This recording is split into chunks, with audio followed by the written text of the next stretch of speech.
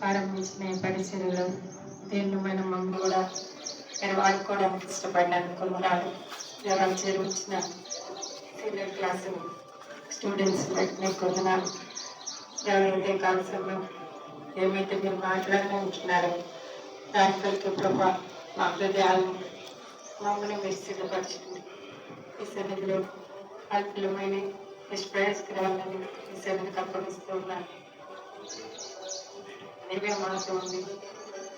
ఈ సన్నిధి దొత్తలు మాతో ఉంచి ప్రభా మా హృదయాల్లోని కార్యం నెరవేర్చబడినట్లు ఈ కృపతో జ్ఞాపకం చేస్తున్నాయి. బిడ్డలందరూ ప్రభా ఆశతో ఈ వాక్యం వినగలగడానికి ఈ లక్షణం తప్పి ప్రభా నేను వినడం మాత్రమే కాక మా యొక్క దైనందిన జీవితంలో అనుసరించడానికి కావలసిన శక్తిని మాకు అనుగ్రహించండి. ప్రభా నన్ను మీరు బలపరచండి. నేను ప్రభా ముందుగా నన్ను సరిచేసి నా లోపలన్నిటినీ మీరు క్షమించి మీ యొక్క రక్షణలో నింపి దేవా నన్ను మెరుగుపరిచినట్టు మేము మాట్లాడుకుంటున్నాను. నేను మా కొరకే చేస్తున్నా మా గొప్ప శిలువ కార్యం అంతటి మా హృదయంలో ఉంచుకొని ప్రభా మీ మాట వినితే శ్రద్ధ కలిగిన వారు మీ యొక్క మాట నెరవేర్చుకోవాలి. ప్రభా మేము నీ చిత్తము నెరవేర్చే వారు ప్రభా బాధ్యత కలిగిన వారు మమ్మల్ని చేయమని బిడ్డల్ని వారి యొక్క హృదయాలను స్వాధీనంలో ఉంచుకొని ప్రతి శక్తి కార్యక్రమాలు పరచమని యేసుక్రీస్తు వారి నమ్మకమైన నామంలో ప్రార్థించి స్తుతించి వేడుకుంటున్నాము తండ్రి. నేను తెలుగు నేర్చుకున్నాను. 2 క్లాసులు అయింది కదా, చెప్తారా?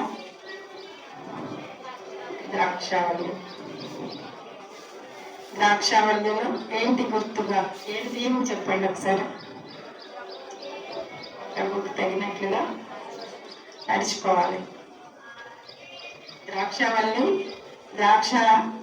వల్లి నుంచి ఏం నేర్చుకున్నారు మొదటి రోజు? ఆత్మఫలం. ఇంతేనా? ఆత్మఫలమా ఆత్మఫలములా? ఆత్మఫలము. ఆత్మఫలములు ఎన్నున్నాయి? 9. మీరు నిన్న సాయంత్రం ప్రేమ గురించి నేర్చుకున్నారు. తర్వాత సంతోషం. ఇష్టమా సంతోషం? అందరికి ఇష్టం కదా. సంతోషం అంటే అందరికి ఇష్టమే. ఏదైనా బాధ వస్తే మనకి ఇష్టం ఉండదు. బాధ రానంత వరకు మనకి దేవుడు కూడా గుర్తురాడు. చాలాసార్లు ఏదైనా బాధ వస్తే ఎవరు గుర్తొస్తారు? దేవుడు గుర్తొస్తాడు. సంతోషము ఆత్మఫలములో ఒకటి. అయితే ఆ సంతోషము ఎలాంటిది? ఏ సంతోషము? లోకంలో సంతోషమా దేవునిలో సంతోషం? దేవునిలో సంతోషం. దానికి దీనికి ఏమైనా తేడా ఉందా? లోకంలో ఉన్న సంతోషానికి దేవునిలో ఉన్న సంతోషానికి ఏమైనా తేడా ఉందా? చాలా ఉంది. ఇక్కడ ఎంతమంది మాట్లాడుకోలేదు? స్టూడెంట్స్ మార్మల్స్ పొందిన వాళ్ళు ఎవరైనా ఉన్నారా? లేరా?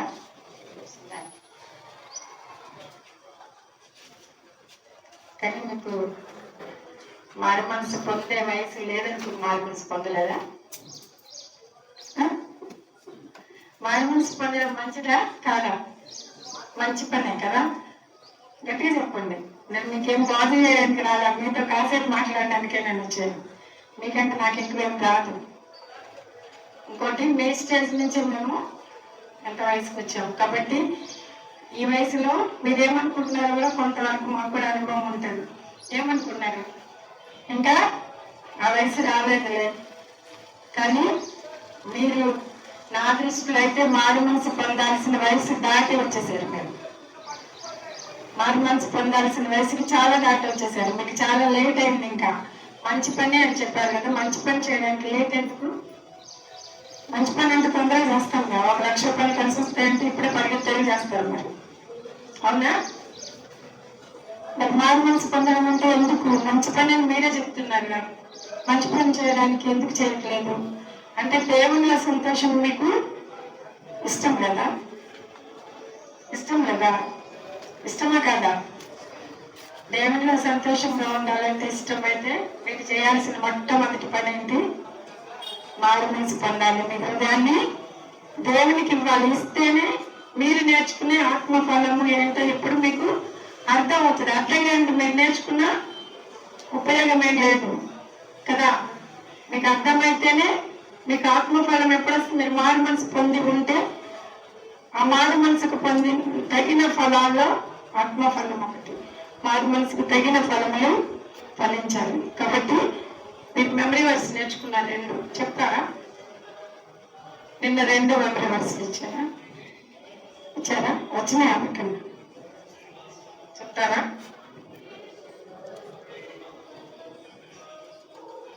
గుర్తులేదా? గుర్తుండి చెప్పండి.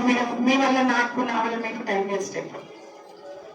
మీకు జస్ట్ ఏంటంటే కొంచెం మెమరీ ఉంటుందని మీకు ఇంకొక మంచి లక్షణం ఏంటంటే ఇక్కడి నుంచి మీరు బీబీఎస్ అయిపోయిన తర్వాత ఇంటికి వెళ్ళిన తర్వాత కూడా ప్రతిరోజు వెళ్ళే వాళ్ళు ఉంటారు. కొన్ని రోజులు ఇన్మేట్స్ గా ఉండి ఇంటికి వెళ్తారు. వెళ్ళిన తర్వాత మీ మమ్మీ డాడీతో కానీ లేదంటే మీ ఫ్రెండ్స్ తో కానీ మీ ఇంట్లో కానీ మీరు చెప్పిన దాని మీద కొంచెం డిస్కస్ చేసుకుంటే మీకేమవుతుంది? గుర్తుంటుంది. గుర్తుండదు లేకపోతే ఎందుకు వాళ్ళు అడగకపోయినా మీరే చెప్పండి. ఎందుకంటే మీరు బయటకు వెళ్ళి వచ్చారు కదా బీబీఎస్కి. ఒకవేళ మమ్మీ డాడీ అడగలేదనుకో, అడగకపోయినా మేము ఇది నేర్చుకున్నాము అని వాళ్ళకి చెప్తే వాళ్ళకు కూడా ఇంట్రెస్ట్ ఉంటుంది. వాళ్ళు ఏం నేర్చుకున్నారు. ఒక్కొక్కసారి మేము ఏదైనా చెప్పడంలో మేము లోటు ఉంటే అది మమ్మీ డాడీ కూడా మీకు చెప్తారు. ఇంట్లో ఎవరైనా చెప్తారు, మీ సేవకులు చెప్తారు. అంతా ఒకే చోట ఒకే దగ్గర ఒక్కరు చెప్పలేరు. కాబట్టి మీరు ఆ మంచి లక్షణం నేర్చుకుంటే మిగతా మీరు కూడా డిస్కస్ చేసుకుంటే మీకేమవుతుంది? గుర్తుండిపోతుంది. ఒకసారి మనం అలాంటి మనసు కలిగి ప్రతిసారి చిన్నప్పటి నుంచి సండే స్కూల్లో అది అలవాటు చేసుకొని యూత్ మీటింగ్ అవ్వాలి. ఎప్పుడైనా మనం విన్నారు ఒకసారి నెంబర్ వేసుకుంటే దానికి గుర్తుండిపోతుంది మన మెదడుకి. కాబట్టి అందుకు అడుగుతున్నాను. మీరు మెమరీ వర్స్ నేర్చుకోలేరని లేదంటే చదవలేదని నేను అనట్లేదని, గుర్తుంటుందని. సరే, ఈ రోజు కంటి వాక్యం నోట్ చేసుకుంటారా? గలతీ పత్రిక 5వ అధ్యాయం 22, 23 వచ్చిన. నేను సాయంత్రం ఇచ్చారా? అందులోనే ఉంటుంది బయట కూడా. మరి ఇంకోటి కూడా ఇస్తాను. యోహాను సువార్త 15వ అధ్యాయం 3, 4 వచ్చిన. ఈ 2 మీకు నిన్న ఇచ్చారా? సేమేనా? యోహాను సువార్త అంటే ఇది నిన్న దాంట్లో కూడా ఉంటుంది. గలతీ పత్రిక 5:22 అంటే ఆత్మఫలం గురించి ఉంటుంది కాబట్టి అది కూడా ఉంటుంది. మీకు అది వచ్చేస్తే ఇది నోట్ చేసుకోండి. యోహాను సువార్త 15వ అధ్యాయం 3, 4 వచ్చిన. చదువుతారా గట్టిగా?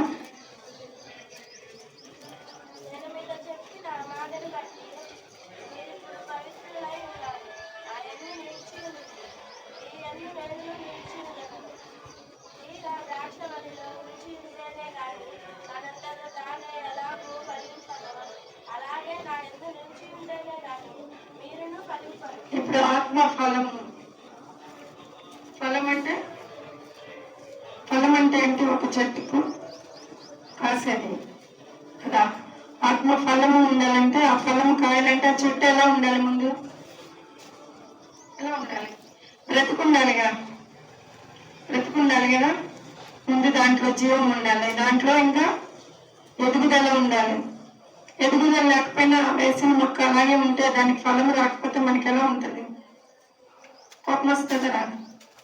ఎన్నిసార్లు నీళ్ళు వస్తున్నాను, దీన్ని నాటాను కష్టపడి, దీనిలో ఒక్క ఫలం కూడా రాలేదని మనకి కోపం వచ్చి పీకి పడేస్తాం, అవునా?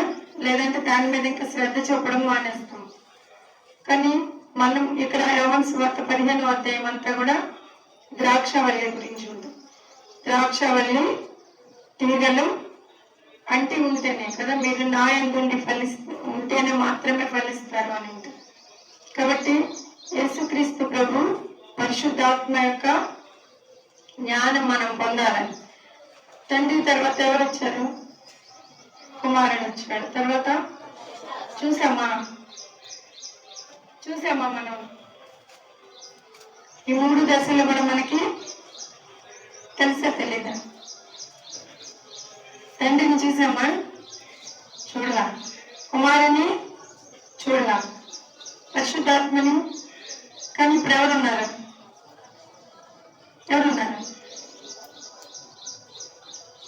ఇప్పుడు చూడాలని ఆశ ఉందా? పరిశుద్ధాత్మ అంటే ఏంటి తెలుసుకోవాలి అనే ఆశ ఉందా మీకు? తండ్రిని కుమారుని కాలం అయిపోయింది. ఆయన ఆరోహణమై వెళ్ళినప్పుడు అపొస్తలుల కార్యం 1:8 ప్రకారంగా పరిశుద్ధాత్మను మనకిచ్చి ఆయన వెళ్ళాడు. ఆయన ఎప్పుడు మనల్ని అనాథలుగా విడిచిపెట్టలేదు. తండ్రి కాలం అయిన తర్వాత కుమారుడు వచ్చాడు. కుమారుని కాలం అయిన తర్వాత పరిశుద్ధాత్మను మనకు ఆదరణకర్తగా ఇచ్చి పరిశుద్ధాత్మ నిత్యము మనతో ఉండేది, మన హృదయంలో ఉండేది కదా.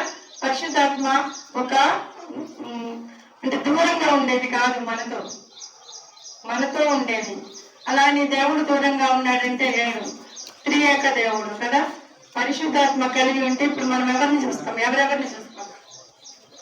పరిశుద్ధాత్మను మనం కలిగి ఉంటే కుమారుని చూస్తాము, తండ్రిని కూడా చూడగలుగుతాం. ఇప్పుడు పరిశుద్ధాత్మ ఇప్పుడు తీగ ద్రాక్షావల్లి. అసలు ఇక్కడ ద్రాక్షావల్లిని పెట్టాలి. అప్పుడు దానిలో ఉన్న ఫలమే ఒకటి సంతోషం, ప్రేమ. తర్వాత ఆ ద్రాక్షావల్లిని నిన్ను చూశారు కదా, ఎట్లా పెట్టారు. సో సంతోషం మనకి ఎట్లా వస్తుంది? మనకు సంతోషం ఉంది అంటే ఫస్ట్ మనం ఏం చేస్తాం? సంతోషంగా ఉంటే మనం ఎదుటి వాళ్ళకి తెలుస్తామో తెలియదా? సంతోషము అనేది ఒక పదార్థం కాదు కదా, మన దగ్గర ఉంది, సంతోషం అంతా ఉంది అని చెప్పుకోవడానికి ఒక పదార్థం కాదు, ఒక వస్తువు కాదు. సంతోషంగా ఉన్నామని ఎలా తెలుస్తుంది? మన ఫేస్ లో తెలుస్తుంది, మన నడకలో తెలుస్తుంది. మనం హ్యాపీగా ఉన్నామంటే ఎదుటి వాళ్ళు వెంటనే చెప్తారు, ఏంటి ఈరోజు ఎంత హ్యాపీగా ఉన్నాం. చాలాసార్లు మిమ్మల్ని మీ ఫ్రెండ్స్ అడుగుంటారు, ఎప్పుడు మంచి బట్టలు వేసుకున్నప్పుడు, మంచి మార్కులు వచ్చినప్పుడు కదా, మీకు నచ్చిన ఆహారం తిన్నప్పుడు, కొంచెం హ్యాపీగా ఫీల్ అయినప్పుడు అందరు గుర్తుపడతారు, ఏమి ఈరోజు ఇంకా హ్యాపీగా ఉన్నాము అంటారా కదా. కాబట్టి ఆ హ్యాపీనెస్ మనతోనే ఉంటది, మనం వ్యక్తపరిస్తేనే అది తెలిసేది. అంతేగాని మనం సంతోషంగా ఉన్నామో లేదో ఎవరు మనకి చెప్పరు అనడానికి లేదు. ఒకవేళ విచారంగా ఉన్నా ఏం చేస్తారు? ఏంటంటే కలుగున్నాము, ఏమైంది ఈరోజు, బాగాలేదా, ఏం జరిగింది అని అడుగుతారు. అంటే ఈ ఫలాలు అనేవి మనము వ్యక్తపరిచే ఆలోచన, లేదంటే మనం వ్యక్తపరిచే మన యొక్క ప్రవర్తనను బట్టి ఉంటుంది. సో సంతోషంగా ఉన్నప్పుడు మనం ఏం చేస్తాం? దేవుని స్తుతిస్తాము. కానీ లోకంలో ఉన్న సంతోషంతో దేవుని స్తుతిస్తామా? స్తుతించలేము. అందుకే యేసు ప్రభుకి శిష్యులకి ఉన్న అనుబంధం పరిశుద్ధాత్మకి దేవుని ప్రజలకి ఉన్న అనుబంధం, దేవునికి మనకి ఉన్న అనుబంధం. ద్రాక్షవల్లికి ఏం చూశారు? నిన్న గెల చూశారు కదా, ద్రాక్ష గెల చూశారు.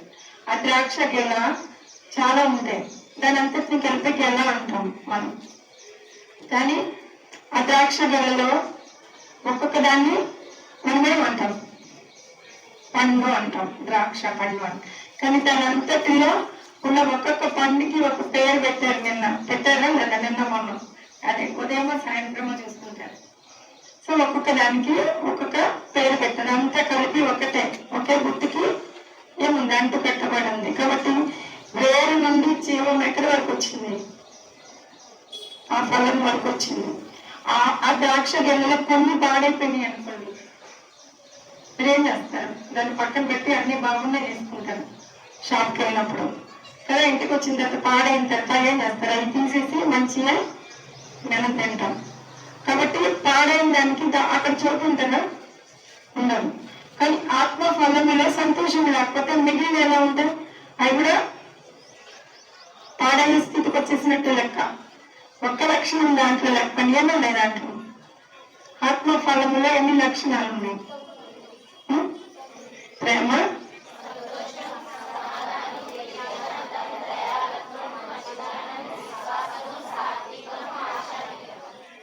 కాబట్టి ఇన్ని లక్షణాలు ఎవరిలో ఉండాలి? ఇప్పుడు యేసుక్రీస్తు ప్రభుని రక్షకునిగా అంగీకరించిన ప్రతి వారిలో కూడా ఈ ఆత్మ ఫలాలని దేవుడు కోరుకుంటున్నాడు. మనుషులు కాదు. మనుషులు ఏం చూస్తారు? ఇప్పుడు మనం రక్షించబడ్డాము, నా హృదయం దేవునికి ఇచ్చాను అని మీరు కనుక చెప్తే మిమ్మల్ని మనుషులు ఏం కోరుకుంటారు?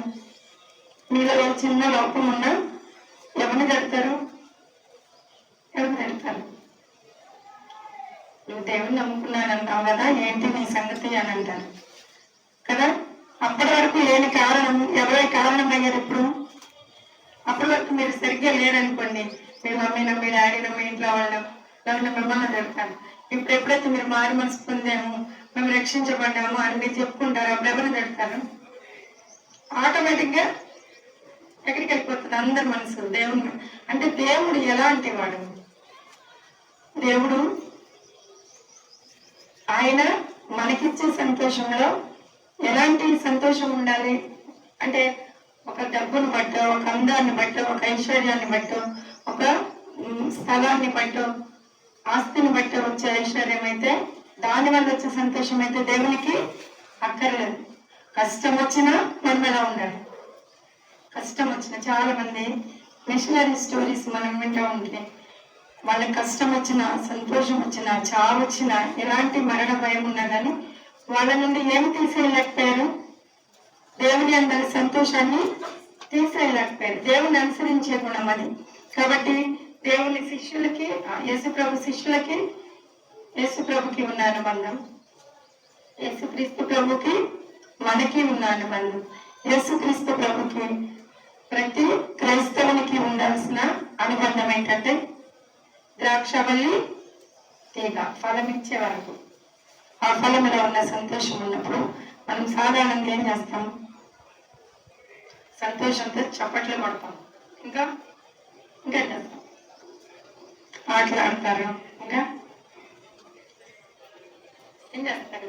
ఆటలు ఆడతారు, పాటలు పాడతారు, బాధొస్తే ప్రార్థన చేస్తారు. చేస్తారా? చేయరా? అంటే మీకు మీ ఆధారము ఎవరని నమ్ముతున్నారు? ఇప్పటి వరకు మీరు ఎవరికైతే చెప్తారో ఆ తల్లిదండ్రులకు కాకుండా ఫస్ట్ మీ అవసరం ఎవరికి చెప్తారు? దేవుడికి చెప్తారు. ఇప్పటి వరకు అంటే యేసు ప్రభు తెలియనప్పుడు ఎవరికి చెప్తారు? మీ అక్కడ ఫ్రెండ్స్కి చెప్తారా? మీరు ఇంట్లో ఏమన్నా కావాలంటే ఫ్రెండ్స్కి చెప్తారా?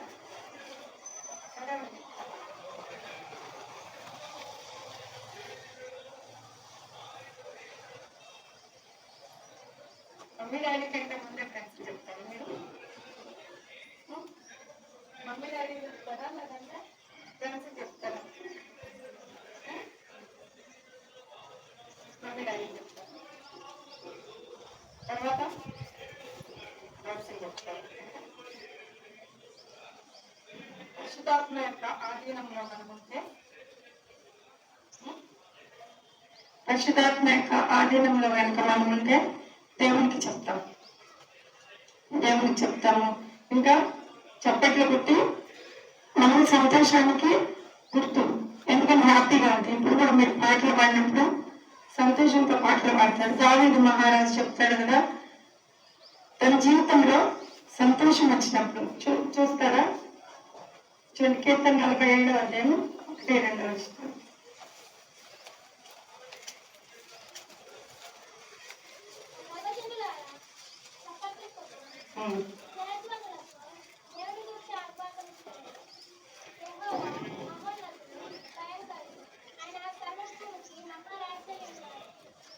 ఎవరి కొరకు మనం చెప్పట్లు కొట్టాం అక్కడ? దేవుని మహోన్నతమైన స్థానాన్ని చూపించాడట. సర్వభూమికి ఎవరాయన? మహారాజు.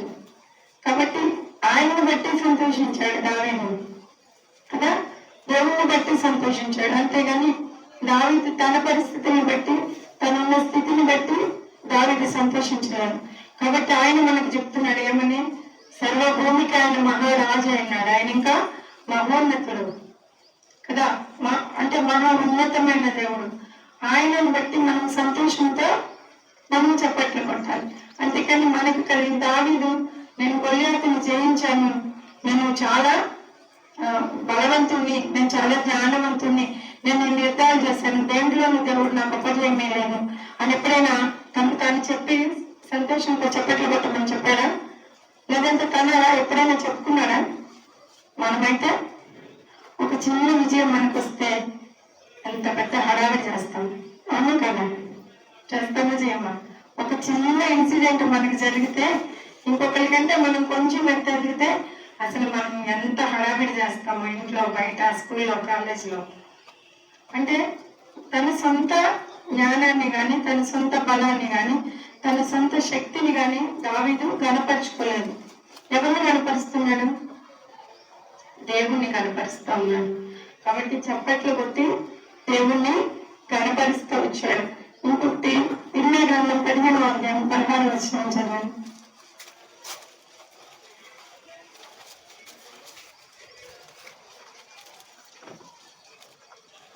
ఇర్మియా గ్రంథం 15వ అధ్యాయము 16వ వచనం. కాబట్టి ఎట్లా ఏమి భుజించాలంట మనం? దేవుని మాటలు ఎప్పుడైనా తిన్నారా? తింటామా మనం? దేవుని మాటలు ఎవరైనా తింటారా? తినాలని అనుకుంటున్నారా? దేవుని మాటలు తినడం అంటే దేవుని యొక్క వాక్యాన్ని మనం చదవడమే కాదు, దాని ప్రకారంగా మనం జీవించాలి. అంటే మనం తిన్నది ఎక్కడ కలుస్తుంది? తిన్న ఆహారం దేంట్లో కలుస్తుంది? మన శరీరంలో ఏమవుతుంది? బ్లడ్ అవుతుంది కదా, రక్తంలో కలుస్తుంది. అంటే దేవుని వాక్యం మన శరీరం అంతా ప్రవహించేలాగా ఆ రక్తంలో కలిసిపోవాలి. ఇప్పుడు మన ప్రవర్తన అంతటినీ శుద్ధి చేస్తుంది.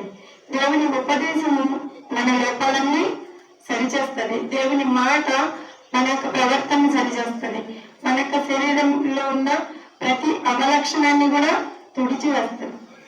కాబట్టి దేవునికి అనుకూలంగా మన ప్రభువుకు తగినట్లు నడవాలి అంటే మనం కూడా ఇతరులాగా లోకంలో ఉన్న సంతోషాన్ని బట్టి, ఇతరులను అనుసరించి లోకానుసారమైన కార్యాలను బట్టి మనం సంతోషించే వాళ్ళగా ఉండం. మనం దేన్ని బట్టి సంతోషిస్తామంటే దైవ కార్యాలను ఆసక్తి కలిగిన వారిగా ఉంటాం. అందుకే చూడండి, ఎంతమంది శిష్యులు యేసు ప్రభుకి? 12 మంది శిష్యులు. 12 మంది శిష్యులు కూడా ఎక్కడున్నారు చివరి వరకు? యేసు ప్రభు సిలువేసిన తర్వాత కానీ, యేసు ప్రభు సిలువకు అప్పగించబడినప్పుడు కానీ వాళ్ళు చాలా లోపాలు ఉన్నాయి మనుషులుగా. కానీ నాకు తెలియదు యేసు ప్రభు ఎవరో అని బొంకిన పేతురు కూడా చేపలు పట్టడానికి వెళ్దాం అనుకున్నాడా? చాలా ఇష్టం యేసు ప్రభుకి పేతురు అంటే. కానీ ఆయనే చాలా బలహీనమయ్యాడు. నాకు తెలియదు అన్నాడు. ఆయన ఎవరో నాకు తెలియదని బొంకినా కానీ యేసు ప్రభుని తర్వాత అక్కడ ఇప్పుడు చేపలు పట్టడానికి ఎప్పుడు వెళ్ళాడు? ఎప్పుడు వెళ్తాననుకున్నాడు? సమాధి అయిపోయిన తర్వాత కదా. కానీ ఇంటికి వెళ్ళిపోవచ్చుగా. శిష్యులు ఇంటికి వెళ్ళిపోయారా? యేసు ప్రభు చనిపోయిన తర్వాత కానీ, సమాధి చేసిన తర్వాత కానీ శిష్యులు వెనక్కి వెళ్ళిపోయారా ఇంటికి? ఎందుకు వెళ్ళలేదు? వెళ్ళిపోవచ్చుగా. ఇప్పుడు యేసు ప్రభు వాళ్ళతో లేదుగా, ఫ్రీ బర్డ్స్గా. వాళ్ళు ఎన్ని రోజులు ఉన్నారు యేసు ప్రభుతో? 3.5 సంవత్సరాలు సహవాసం చేసిన 12 మంది శిష్యులు కూడా యేసు ప్రభు యొక్క నడతలన్నీ చూశారు, ఆ మాటలన్నీ విన్నారు. యేసు ప్రభు నోట వచ్చే ప్రతి మాట వాళ్ళని జీవింపజేసింది. కష్టంలో సైతము వాళ్ళు వెనక్కి తిరిగి వెళ్ళలేదు, నిలబడ్డారు. అందుకే యేసు ప్రభు పునరుద్ధానుడైన తర్వాత ఆ పునరుద్ధాన శక్తితో వాళ్ళు తిరిగి వెనక్కి వెళ్ళని వాళ్ళ విధేయత, వాళ్ళు నిశ్చలంగా యేసు ప్రభుకు అంటుకట్టబడిన స్థితిలో వాళ్ళు ఉన్నారు. కాబట్టి వాళ్ళు హతసాక్షులు అవ్వడానికి వాళ్ళని వాళ్ళు అప్పగించుకున్నారు. నాకు తెలీదు అని తెలిసి చెప్పిన పేతురు కూడా హతసాక్షి అవడానికి ఇష్టపడ్డాడు. ఎందుకు అంటే దేవుని వాక్యం అంతా బలమైంది, అంత నిశ్చలమైంది. మనలో ఆత్మ ఫలము, సంతోషం. ఈ సంతోషము ఒక సినిమాకి వెళ్తేనో లేకుంటే ఒక ఎంటర్టైన్మెంట్ లోకంలో ఏదైనా ఉన్నా దాంట్లో మీకు ఎంతసేపు వస్తుంది ఆ సంతోషం? ఎంతసేపు ఉంటుంది? 2 గంటలు కావచ్చు, 3 గంటలు కావచ్చు, లేకుంటే ఒక రోజు కావచ్చు. కానీ ఆ తర్వాత మళ్ళీ మామూలు. కానీ దేవుడిలో ఉంటే నిత్యము మనకి ప్రతిసారి ప్రతిసారి కూడా దేవుడు మనకి సహాయం చేస్తాడు, ఆయనలో మనం ఉంటాం. అందుకే చాలా సార్లు మనం పౌలు గుర్తు చేసుకుంటాం. పౌలు ఎలాంటి పరిస్థితుల్లో ఆయన పౌలుగా మార్చబడ్డాడు, సౌలుగా ఉన్న పౌలుగా మార్చబడ్డాడా లేదా? మార్చబడ్డాడు. ఎవరితో?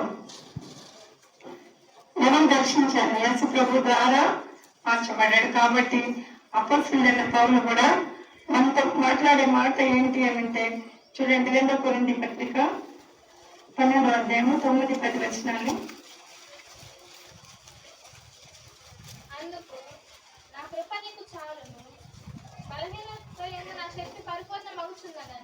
ఆయన నాతో చెప్పెను. కాగా క్రీస్తు శక్తి నా మీద నిలిచేయుట నిమిత్తము విశేషముగా నా బలహీనతల యందు బహు సంతోషముగా అతిశయపడుతున్నాను. కాబట్టి దేని యందు అతిశయపడుతున్నాడంటే పౌలు?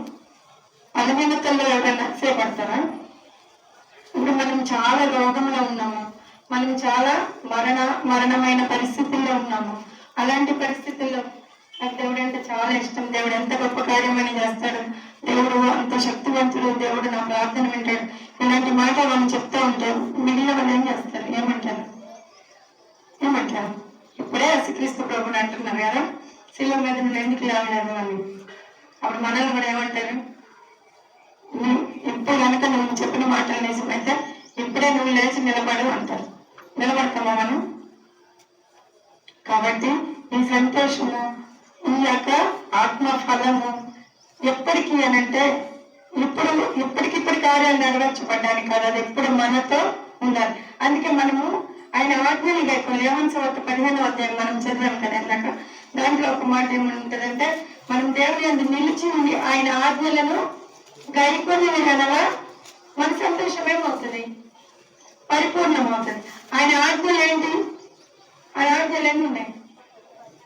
10. తర్వాత మనం 10 అని ఇంకా బాధపడతామని దేవుడు ఆ 10 ఆజ్ఞలు తీసుకొచ్చి 2 చేశాడు కదా. నూతన నిబంధనకు వచ్చేసరికి 2 ఆజ్ఞలేండి.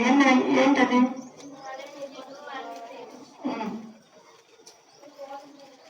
నీ దేవుడైన యెహోవాను. ఈ 2 మనకు వస్తాయి. బైబిల్ అంతా మనం నెరవేర్చినట్లే, కానీ ఎవరు చేయలేదు కదా, ఎవ్వరు చేయలేదు. చెప్పే నేనైనా వినే మీరైనా ఈ 2 ఆజ్ఞలు పరిపూర్ణంగా నెరవేర్చాము అని చెప్పే ధైర్యం ఎవరికి లేదు. కాబట్టి ఆయన కోరేది ఆ ధైర్యమే. ఆ ధైర్యమే మనం దేంట్లో పరిపూర్ణం అవ్వాలనుకుంటాం? దేంట్లో పరిపూర్ణం అవ్వాలని? మనం మంచిగా ఎగ్జామ్ సక్సెస్ఫుల్ గా రాయాలి, నేను మంచి జాబ్ చేయాలి, లేకుంటే నేను అందరికంటే ఉన్నతంగా ఉండాలి, నన్ను అందరూ మెచ్చుకోవాలి, నేను అందరికంటే స్పెషల్ గా ఉండాలనుకుంటాం. కానీ యేసు ప్రభు ఏమనుకున్నాడంటే మన సంతోషము ఆయనలో పూర్ణం అవ్వాలి. ఎప్పుడది?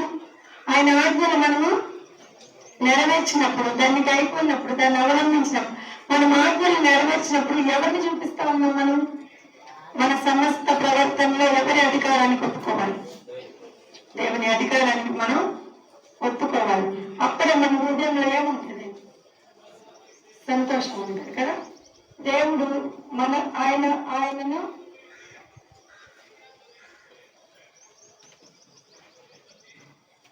దేవుడు ఇతరులతో మన సంతోషం పంచుకోవడానికి, ఇతరుల యొక్క సంతోషం ఎప్పుడు పంచుకుంటాం? మనం ఎప్పుడు పంచుకుంటాం? ఇతరుల సంతోషం ఎప్పుడు పంచుకుంటాం అంటే ఒక పెళ్ళిలో, ఒక బర్త్డేను, ఎలాంటి అకేషన్స్ వస్తాయి కదా, అలాంటప్పుడు మనము సంతోషిస్తాం. ఇంకా అప్పుడున్న సంతోషం, మన ఇంట్లో అకేషన్ ఉన్నప్పుడు ఉన్న సంతోషం మందిరానికి వచ్చినప్పుడు ఉంటుందా? దేవుని వాక్యం విన్నప్పుడు ఉంటుందా? ఉండదా? దేవుని వాక్యం విన్నప్పుడు కానీ, దేవుని ప్రజలతో సహవాసం చేసినప్పుడు కానీ, లేకుంటే దేవుని ప్రజలు మీ మేలు కోరి, మీ ఆశీర్వాదం కోరి దేవుని దైవ సేవకులు కానీ, పెద్దలు కానీ మిమ్మల్ని ఎప్పుడైనా గర్తించినప్పుడు కానీ అలాంటి సంతోషం మీకు ఉంటుందా? కానీ దేవుని నమ్మిన బిడ్డలకి, ఆ విశ్వాసం కలిగిన వాళ్ళకి ఆ సంతోషం అలాగే ఉండాలి. అంత సంతోషం ఉండాలి. లోకంలో మీరు ఎంత సంతోషం అనిపిస్తున్నారు? మన కొరకు సిలువ వేయబడి రక్తం కాచి పునరుద్ధరణై లేచి పరలోకంలో మన కొరకు స్థలము సిద్ధపరిచిన ఆ గొప్ప దేవునికి, మహోన్నతుడైన దేవునికి మనము అంటుకట్టబడి ఉన్నాము. కాబట్టి ఆయనను బట్టి మనకంత ఈ సంతోషము లోకంలో నశించిపోయేవారు ఎవరికి లేదు అని మనం అనుకుంటున్నామంతే. నాకు సంతోషం ఉంది అని అనుకుంటాం, కానీ పక్కన వాళ్ళు చిన్నగా ఇలా కిచ్చితో తెలుస్తుంది మన సంతోషం అంతా. ఏం చేస్తాం? వెంటనే వడవేసుకుంటాం కదా, వెంటనే తిరగబడతాం. కాబట్టి అంటే శత్రువు మన సంతోషాన్ని పాడు చేయాలని చూసేవాళ్ళు ఎవరు? శత్రువు కూడా మనతో ఉంటారా ఉండదా? అసలు మనకంటే ముందు యేసు ప్రభు కన్నా ముందే మనం శోధించడానికి ఉంటుంది. ఆయన చాలా ప్రేమ కలిగిన వాడు. ఇది కృపకాలం కాబట్టి మనకి ఇంకా తరుణాలు ఇస్తూ ఉన్నాడు. ఆ సంతోషం నేర్చుకుంటాము అని. కాబట్టి ఆ సంతోషం మనం పరిపూర్ణం కావాలి అని అంటే యేసుక్రీస్తు ప్రభుని అంగీకరించి మనం ఏ స్థలంలో ఉన్నా, ఎక్కడ ఉన్నా, ఇంట్లో ఉన్నా, స్కూల్కి వెళ్ళినా, కాలేజ్కి వెళ్ళినా, ఎక్కడ ఉన్నా, నా ప్రభు నాతో ఉన్నారు అనేది మనకి ధైర్యం ఇచ్చే మాట. యేసు ప్రభు మనతో ఉన్నాడా లేదా? ఉన్నారా? మరి ఉన్నప్పుడు మీరు ఎందుకు మారు మనసు పొందట్లా? యేసు ప్రభు మీతో ఉంటాడు ఎప్పుడు. ఎందుకంటే చిన్న బిడ్డలతో ఒక దూత ఉంది. ఆ చిన్నప్పటి నుంచి ఆ దూత ఎవరి కోసం పనిచేస్తుంది? చిన్నోడు పెద్ద ఎరగైనా వదిలిపెట్టదు సుమా. ఒక దూతని దేవుడు మనకి ఇచ్చాడు. కాబట్టి ఆ దూతతో పాటు శత్రువు కూడా మనతో పనిచేస్తూ ఉంది. ఆ సంతోషం నిలబడాలంటే మీరు దేవునికి ప్రార్థన చేయాలి. ఇంకా దేవునితో సంతోషంతో చప్పట్లు కొట్టే దేవుణ్ణి ఆరాధించాలి. మీ హృదయం అంతా సంతోషం నిండాలి. ఇతరులతో మీ సంతోషాన్ని పంచుకోవాలి.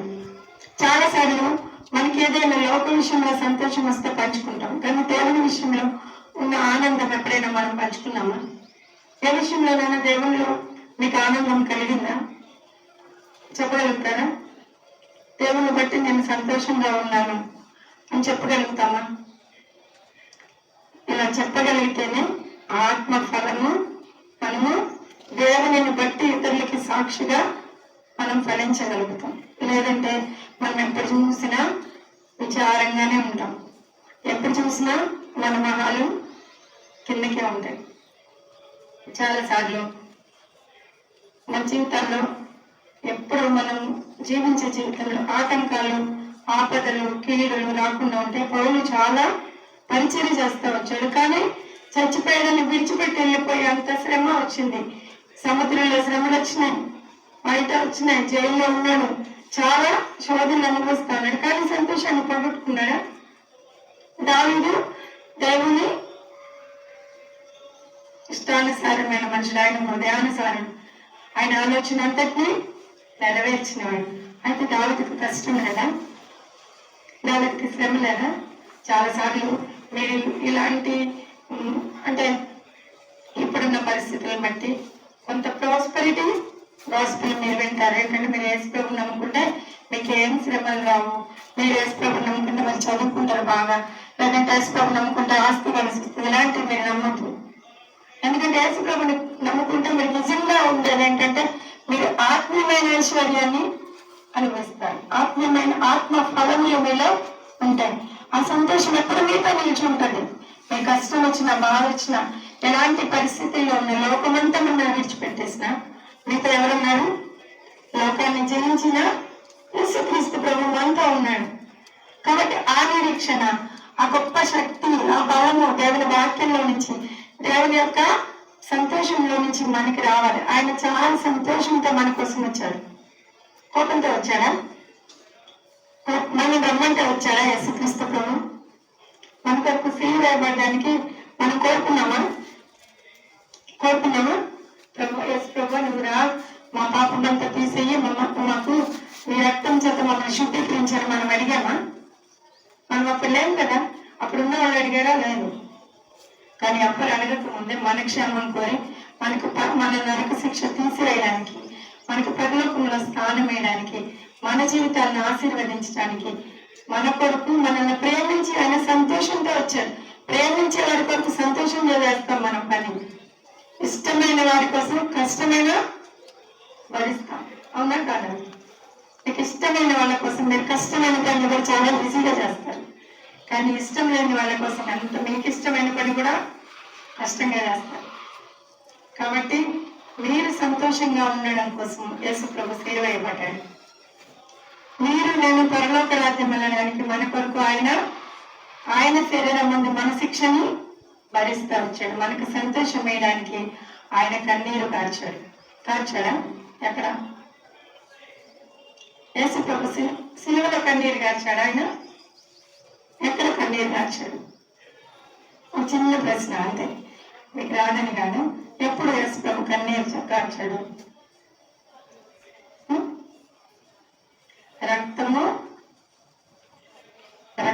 చెమట రక్తంగా మారింది, అక్కడ కన్నీరు కాశాడు కాదు. కానీ యోహాను సువార్త 11వ అధ్యాయంలో లాజరు సమాధిలో నుండి ఉన్నప్పుడు వాళ్ళ ఎంతమంది ఉన్నారు?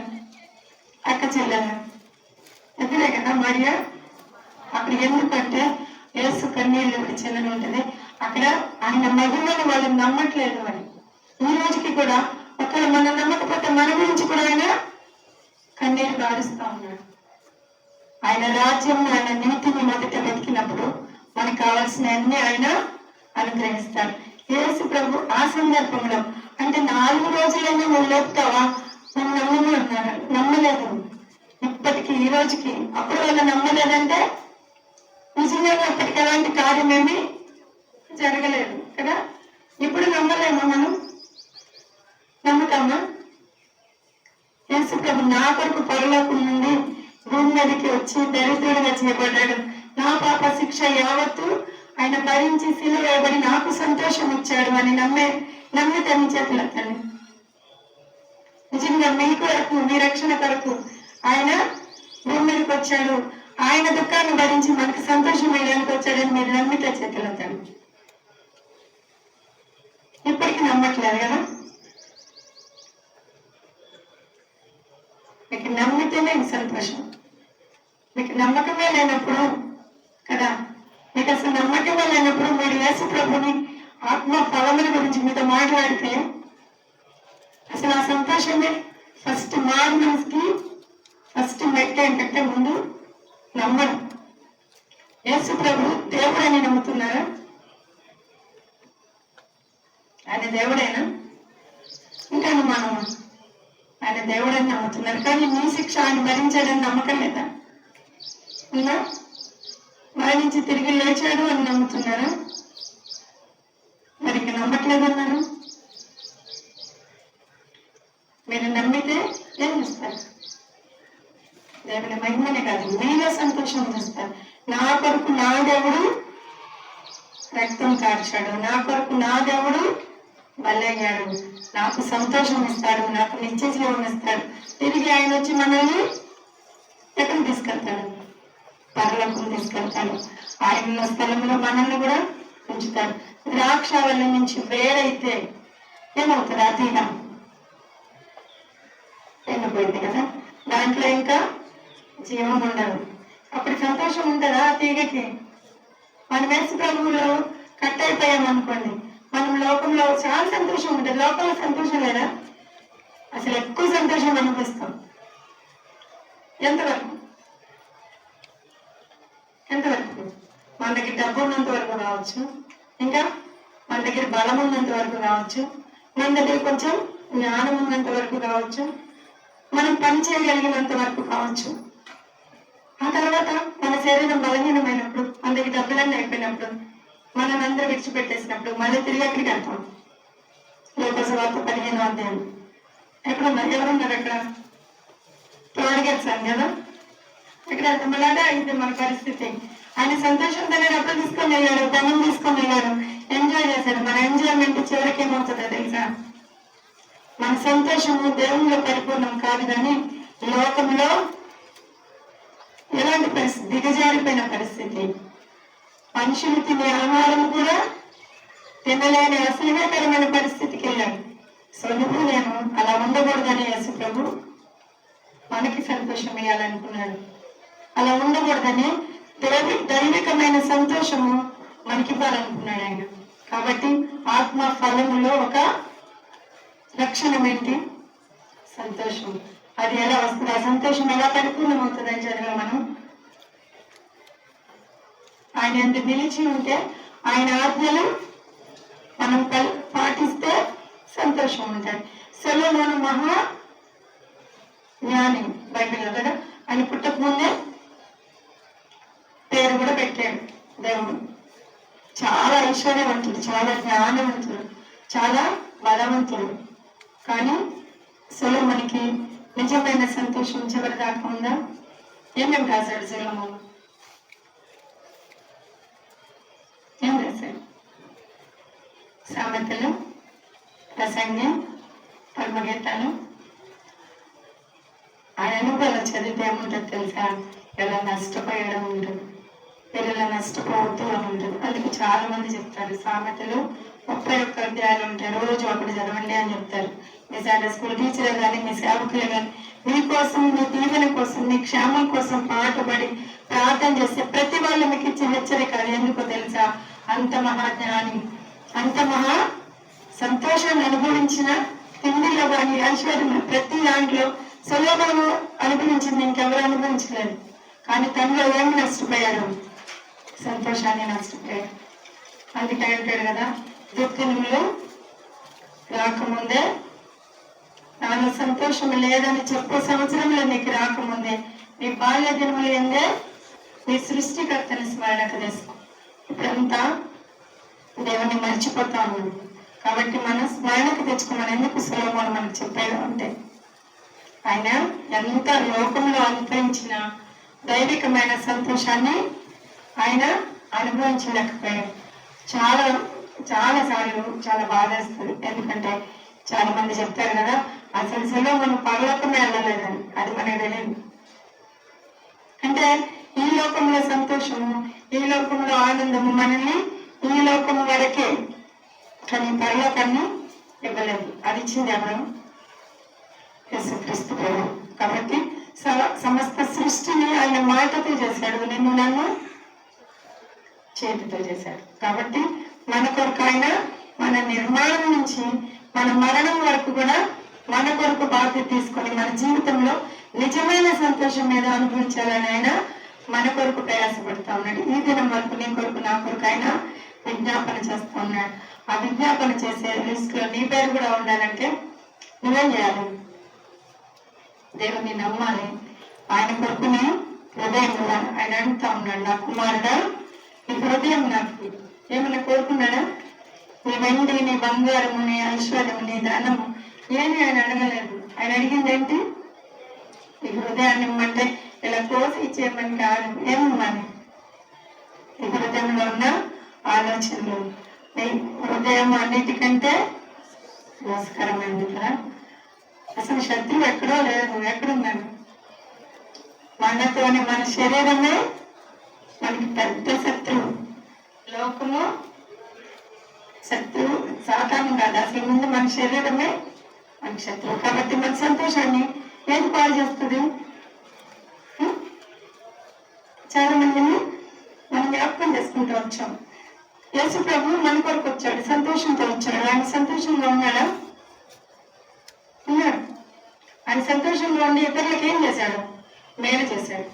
కాబట్టి సంతోషంగా ఉన్నాడు ఆయన. ఆయన బట్టి మనం కూడా సంతోషంగా ఉండాలి. ఇప్పుడు మీరు నిజమైన సంతోషం మీకు కావాలంటే మీరేం చేయాలి? యేసు ప్రభుని సొంత రక్షకునిగా మీరు అంగీకరించాలి. మీరు ఇంత వయసు చూడు, సమూయేలు గురించి మనం చదువుతాం కదా. సమూయేలు ఎప్పుడు స్వరాన్ని విన్నాడు? దేవుని స్వరం. అందుకే మీకు మారుమనసు పొందడానికి చాలా వయసు దాటి వచ్చేసారని నేను ఎందుకు అంటున్నానంటే, అసలు సైంటిఫిక్ గా లేదంటే హిస్టారికల్ గా కూడా చూసిన 6 years చాలు, 6 సంవత్సరాలు చాలు దేవుని గురించి నమ్మడానికి. 6 సంవత్సరాల వయసు నుంచి మీ వయసు అంతా నాకు తెలియదు. అంతవరకు మీరు నష్టపోయారు పాప, చాలా నష్టపోయారు. యేసు ప్రభుని మీరు ఇంకా సొంత రక్షకునిగా అంగీకరించకపోతే తర్వాత మీరు ఒక దినాన్ని మారు మనసు పొంది సాక్ష్యం చెప్తారు. అప్పుడు మీరేమంటారు తెలుసా, నేను ఇన్ని సంవత్సరాలు చాలా వేస్ట్ చేశాను, దేవుని సంతోషం నేను అనుభవించలేదు. ఒక్కసారి కళ్ళు మూసుకొని ప్రార్థన చేద్దాం. ప్రభా, నా హృదయాన్ని నీకు ఇస్తా ఉన్నాను, నీ నిజమైన సంతోషం ఏదో నాకు చూపించి, నేను ఇచ్చిన ఆజ్ఞలు, నేను ఇచ్చిన న్యాయ విధులు, నీ కట్టడలు నేను అనుసరించడానికి నాకు సహాయం చేయి. నీ యొక్క ప్రేమ, నీ సంతోషము, సమాధానం, ఈ ఆత్మ ఫలం అంతా నాలో ఉండాలంటే మొట్టమొదటిగా నా హృదయాన్ని నీకు ఇస్తా ఉన్నాను ప్రభా. నువ్వు చేసిన త్యాగానికి నేనేది ఇవ్వలేను. ప్రార్థన చేద్దామా? ఆలోచుకోండి, ప్రార్థన చేద్దాం.